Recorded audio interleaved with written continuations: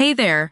If you're looking for a fun and easy way to earn rewards, including cash and prizes, check out the link in the video description. Good morning.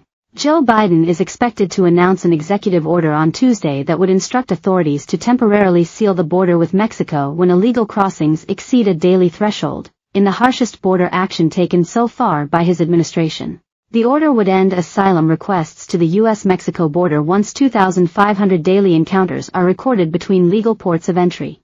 The move follows mounting pressure from Republicans and some Democrats and comes amid rising public concern about the number of people reaching the U.S. southern border. The Biden administration's previous attempt to reach a bipartisan border security deal failed after Donald Trump opposed it to avoid handing Biden a victory on the former president's key policy platform. What's been the reaction?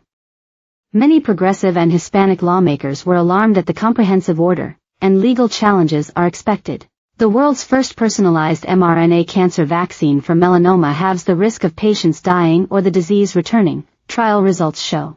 For patients who received the jab after the removal of a stage 3 or 4 melanoma, the risk of dying or relapse after 3 years fell by 49%, data showed, a result doctors hailed as extremely impressive. On average, advanced cancer patients face a 50% risk of cancer recurrence after surgery, according to Professor Georgina Long, an oncologist who was a primary investigator on the study.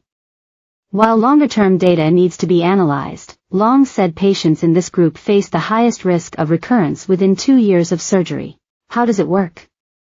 The jab, which is personalized for each patient, instructs their body to kill any remaining cancer cells and stop the disease from returning. The Israeli Prime Minister, Benjamin Netanyahu, will become the first foreign leader to address a joint session of the U.S. Congress 4 times, after a formal invitation from congressional leaders of both parties. Netanyahu was invited after Biden's disclosure of the terms of a new Gaza peace proposal. While the plan had Israel's backing, Netanyahu over the weekend downplayed the importance of Israeli concessions in the proposed truce, saying a lasting ceasefire that did not involve destroying Hamas would be a non-starter. Analysts warn of the threat of a forever war, as Hamas has been able to return to areas in which it was earlier defeated.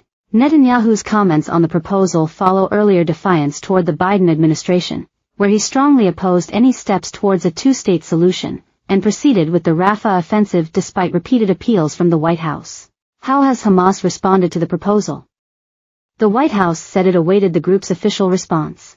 What's the latest on U.S. protests?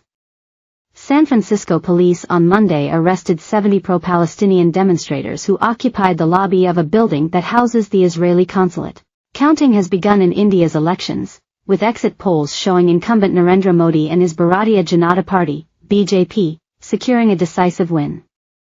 Results are expected later on Tuesday in the largest election in world history, as 642 million people went to the polls.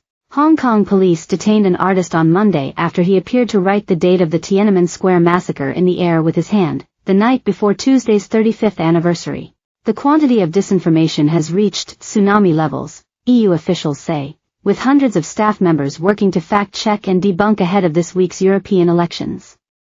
The Disinformation Crisis Unit is also prepared to deal with attacks on the legitimacy of the results.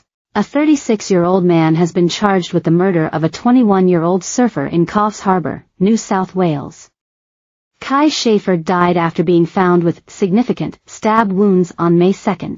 Making Pakistan's energy systems resilient enough to keep the power on in health centers could save more than 175,000 lives in the country by 2030, a study by UNICEF has found. The study comes as Pakistan experiences a scorching heatwave, 120°F in some areas last week, that has caused demands for power to soar. The American photographer Barbara Peacock spent 7 years traveling around the U.S. photographing people in what they define as their bedrooms, ranging from camper vans to one-room bedsits, and under open skies. In this photo essay, Peacock showcases the voices of those